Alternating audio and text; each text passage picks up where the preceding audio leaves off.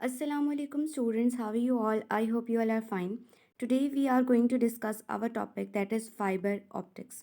इस टॉपिक में हम ये सबसे पहले देखेंगे कि आपके पास फाइबर ऑप्टिक्स जो हैं वो किस प्रिंसिपल पे काम करते हैं और इन फाइबर ऑप्टिक्स का कहाँ कहाँ इस्तेमाल है। सबसे पहले हम ये देख लेते हैं कि जो फाइबर ऑप्टिक्स में जो इसका जो बेसिक प्रिंसिपल है वो क्या है।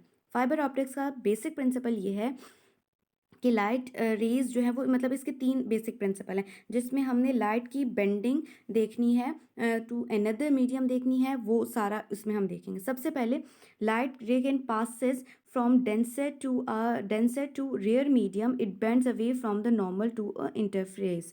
इसका मतलब क्या हुआ कि अगर फॉर एग्जांपल ये इंसिडेंस रे का मतलब होता है कि वो रे जो पड़ती है उसको हम इंसिडेंस रे कहते हैं। वो जब एक मीडियम से दूसरे मीडियम के अंदर एंटर होती है तो वो अपने नॉर्मल वे से बेंड हो जाती है, बजाय इसके कि ये रे इस तरह से सीधी आ रही है और आगे जाके भी सीधी हो जाए।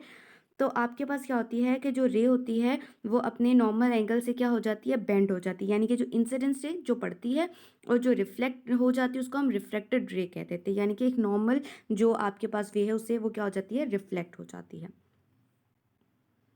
इसके बाद है आपके पास increasing the angle of incidence, then at a particular angle of incidence the angle of refraction will become 90 degree. इसका मतलब क्या होता है कि फॉर एग्जांपल क्या हमारे पास हमने मतलब एक सपोज लाइन सब में हमने खींची हुई होती है।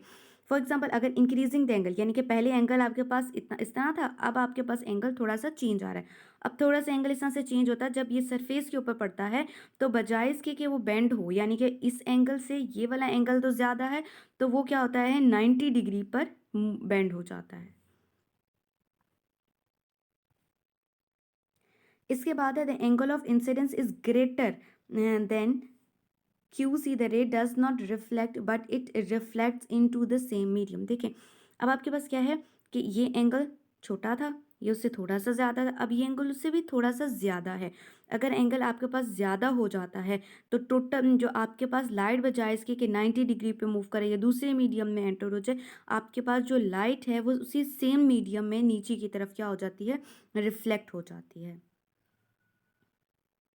अच्छा, हमारे पास जो फाइबर ऑप्टिक्स जो होते हैं, light through the optical fibres also passes due to total internal reflection. अच्छा, optical fibre finds fibres are finds stands of glasses. इसका मतलब क्या होता है, देखिए हमारे पास जो ये कुछ इस तरह से एक होती है तार सी, इसमें क्या होता है कि ये बाहर से और जो होता है ना, ये जिसका कोर होता है असल में किसका बना हुआ होता है, ग्लास का यानी कि शीशे का बना हुआ होता है। देखिए ऊपर वाले डायग्राम में नज़र आ रहा है कि बाहर वाली बॉडी इसकी प्लास्टिक की होगी, इंटरनल प्लास्टिक की भी बॉडी होती है, ग्लास की भी बॉडी होती है। इसके अलावा ये वाला जो पोर्शन होता है ये भी प्लास्टिक का, अंदर से असल में एक जो ट्यूब होती है ये होती है ग्लास की बनी हुई होती है। अब जब लाइट आती है तो सबसे पहले अगर लाइट इसमें इस तरह से एंटर होती है इस पोर्शन से, तो लाइट जो है जब मतलब मिरर या ग्लास पे पड़ती है तो वो बेंड हो जाती है इस डायरेक्शन में। अब जब इधर से बेंड होती है तो ऊपर ऊपर रिफ्लेक्ट होकर पड़ती है, ऊपर से रिफ्लेक्ट होती है तो नीचे रिफ्लेक्ट हो जाती है। तो इसके रिजल्ट में इन इसी ट्यूब के अंदर जो है वो रिफ्लेक्शन हो रही होती है, किसकी हो रही होती है, लाइट की, जिसको हम क्या कहते हैं, टोटल इंटरनल रिफ्लेक्शन कहते हैं। क्या कहते हैं इसको हम, टोटल इंटरनल रिफ्लेक्शन कह देते हैं। नेक्स्ट इसके पास हमारे पास है कि अब हम ये देख लेते हैं कि आपके पास जो फाइबर ऑप्टिक्स का कहाँ कहाँ इस्तेमाल है। It is use by doctors to look inside the human body. यानी कि ये इतना छोटा और इतना बारीक फाइबर ऑप्टिक्स होता है, इसके आगे छोटा सा स्मॉल कैमरा लगा दिया जाता है। जैसे किसी के गले में टॉन्सिल्स वगैरह हों या किसी का गला ख़राब हो या किसी ऐसा कोई इश्यूज़ हो, तो उनकी ह्यूमन बॉडी के अंदर जो है उनके अंदर या फॉर एग्जाम्पल कुछ ऑर्गन्स ऐसे होते हैं जिनको देखने के लिए क्या किया जाता है, कैमरा इंसर्ट किया जाता है बजाय इसके कि ऑपरेशन किया जाए। इसके अलावा it is use in eye surgery where light is obtain from fiber optic light. यानी कि आई सर्जरी में कई जगहों पे हम जो लाइट का इस्तेमाल कर रहे होते हैं कि हम कभी होता है कि लेंस को ठीक करना है, नज़र को ठीक करना होता है, तो उसमें जो हम ड्यूरिंग द आई सर्जरी में हम जो लाइट यूज़ करते हैं वो कौन सी होती है, फाइबर ऑप्टिक लाइट होती है। इसके बाद है it is used for transmission of thousands of telephone calls, telephone programmes etcetera, TV programmes etcetera.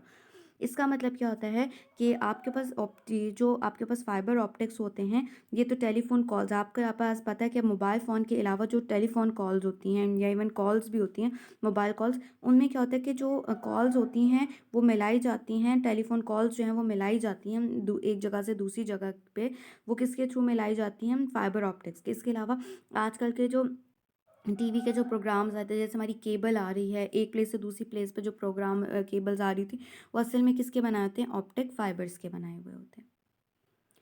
Next हम ये देख लेते हैं कि आपके पास जो जियो स्टेशनरी ऑर्बिट जो है वो क्या चीज़ होती है। जियो स्टेशनरी ऑर्बिट ये चीज़ होती है कि जब कहते हैं कि the orbit revolves in a particular orbit is called Jio stationery orbit. For example, ये हमारे पास अर्थ है, ये हमारे पास क्या है, सेटेलाइट है। हमारे पास ये सेटेलाइट हमारे पास इस तरह की पूरी complete rotation around the earth complete करता है, ठीक है। अब ये हमारे पास कंप्लीट जब करता है तो इसमें क्या होता है कि जब एक ये सेटेलाइट, ठीक है, ज़मीन के इर्द गिर्द जब अपनी रोटेशन को मुकम्मल करता है तो हम उसको क्या कहते हैं, यानी कि जिस ऑर्बिट के अंदर ये अपनी मुकम्मल करता है हम उसको क्या कहते हैं, जियो स्टेशनरी ऑर्बिट कहते हैं। क्या कहते हैं उसको हम, जियो स्टेशनरी ऑर्बिट कहते हैं। The power is supply to the satellite by solar cells. देखिए, जो ये हमारे पास ब्लू रंग के विंग्स नज़र आ रहे हैं, असल में क्या होते हैं, सोलर सेल्स होते हैं। जैसे कि हमारे पास घरों में सोलर सेल्स जगह जगह लगे होते हैं, ये सोलर सेल्स असल में क्या काम करते हैं, उस पे बहुत छोटी छोटी माइक्रोचिप्स लगी हुई होती हैं। चूँकि स्पेस के अंदर हमारे पास कोई क्लाउड्स, कोई डस्ट पार्टिकल्स कुछ नहीं होता, तो ये सोलर प्लेट्स क्या करती हैं, ये सोलर प्लेट्स सूरज से आने वाली हाई इंटेंसिटी रेज को यूज़ करती हैं। The solar cell convert the solar energy into electrical energy, यानी कि ये जो विंग्स हैं ये सोलर एनर्जी को किस में कन्वर्ट कर देते हैं, इलेक्ट्रिकल एनर्जी में। It is used to display TV programs like World Olympics, Taraweeh in Ramzan में मुबारक and occasion on the occasion of हज। इसका मतलब क्या है कि हर कंट्री ने ना अपना सेटेलाइट जो है ना उधर स्पेस में रखा हुआ होता है। अब ये वाला जो और आपके पास सेटेलाइट जो कि स्पेस के अंदर मौजूद होता है, अब ये क्या होता है, किसके लिए यूज़ हो जाता है, टीवी प्रोग्राम को डिस्प्ले करने के लिए। टीवी प्रोग्राम में फॉर एग्जांपल आजकल एक बहुत ज़्यादा जो होता है ना, world Olympic, football world Olympic हो गया, उसको उसकी पूरी दुनिया में लोग उसको उसको देखते हैं, तो उसको उसको नशर करने के लिए जो है सेटेलाइट का यूज़ किया जाए। यानी कि फॉर एग्जांपल अगर वो पेरिस में हो रहा है तो पाकिस्तान में भी देखा जाए, तो ये जियो सॉरी जो स्टेशन सेटेलाइट होता है उसकी मदद से जो आपके पास टेलीविज़न ट्रांसमिशन होती है एक प्लेस से दूसरी प्लेस तक जाती है। इसके अलावा देखें, आजकल जब रमज़ानुल मुबारक शुरू था तब तरावीह सऊदी अरब में हो रही थी, मगर हम पाकिस्तान, अमेरिका या कनाडा वगैरह में वहाँ पर भी इनकी लाइव तरावीह को देखा जाता है। इसके अलावा आज इंशाल्लाह जब हज परफॉर्म होगा नेक्स्ट वीक तक, तो आपके पास जो हज का जो ओकेशन होता है उसमें जो कंप्लीट हज इस तरफ वक्त, चूँकि इस कोविड-19 की वजह से हज का ओकेशन नहीं हो पाएगा, तो लोग जो है हज का पूरा ओकेजन जो है वो टेलीविज़न पे देखेंगे। किसकी वजह से देखेंगे, ये जो सैटेलाइट हमने स्पेस में छोड़ा है उसकी वजह से। नेक्स्ट हमारे पास टॉपिक आता है रेडार। रेडार आपके पास क्या चीज़ होती है, रेडार ये जैसे पिक्चर के अंदर आपको नज़र आ रहा है, ये जो रेडार सिर्फ ये इस शेप का नहीं होता, हर तरह के होते हैं। ये जो आगे में होते हैं ये इसका एंटीना लगा हुआ होता है। Radar is an abbreviation of radio, R for radio, A for radar is a detecting, D for detecting and ranging, यानी कि रडार जो है वो रेडियो डिटेक्टिंग रेंजिंग, यानी कि रेडियो वेव्स को या माइक्रोवेव्स को डिटेक्ट करने के लिए जो ऑब्जेक्ट होता है या चीज़ जो होती है वो क्या कहलाती है, रडार कहलाती है। हम क्या कहते हैं, radar is an instrument use for sending receiving electromagnetic waves. देखिए, हमारे पास रडार बड़ा इंटरेस्टिंग टॉपिक है कि ये जो रडार होता है ये सेंड करता है, क्या करता है, इन मतलब आपके पास जो इन्फॉर्मेशन को, और रिसीव करता है इलेक्ट्रोमैग्नेटिक रेडिएशन को। अब वो क्या करता है, आगे हम फर्दर देखते हैं। Like micro and radio waves, यानी कि जो ये सेटेलाइट होता है ये माइक्रोवेव और रेडियो वेव दोनों को जो है वो मतलब सेंड भी करता है और रिसीव भी करता है।